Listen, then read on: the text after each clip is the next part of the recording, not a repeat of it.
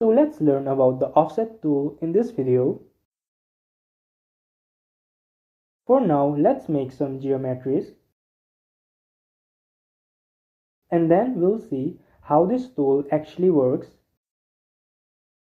Let's select it from the large toolbar set or use F as the shortcut key.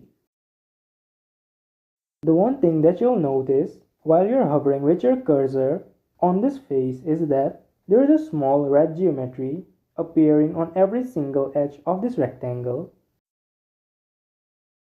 Let's see what happens if we click anywhere inside the face. So this actually gives you a copy of all those edges.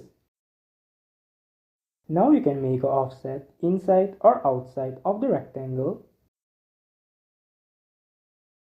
You can also create an offset outside of the face.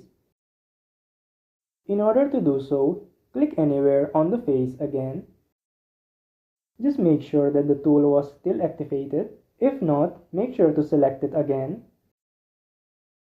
And then click anywhere outside the face, and there we have it.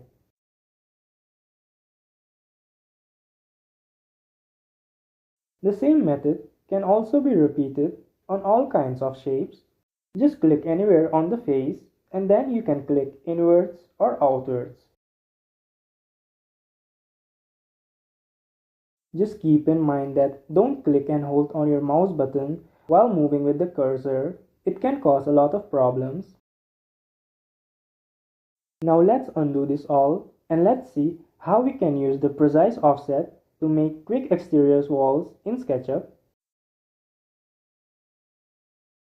Offset this 0,1 meter inwards. In order to do so, just type in the value and then hit the enter key. 0,1 meter is also equal to 4 inches or 10 centimeter. You can push-pull this upwards to create the wall.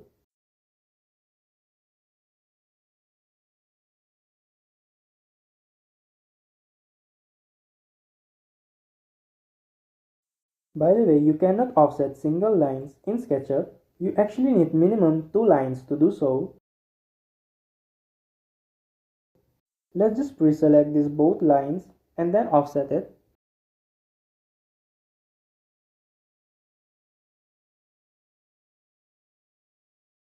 Just one tip very quickly. If you make any kind of mistake in SketchUp, you can always use the undo or redo button right here.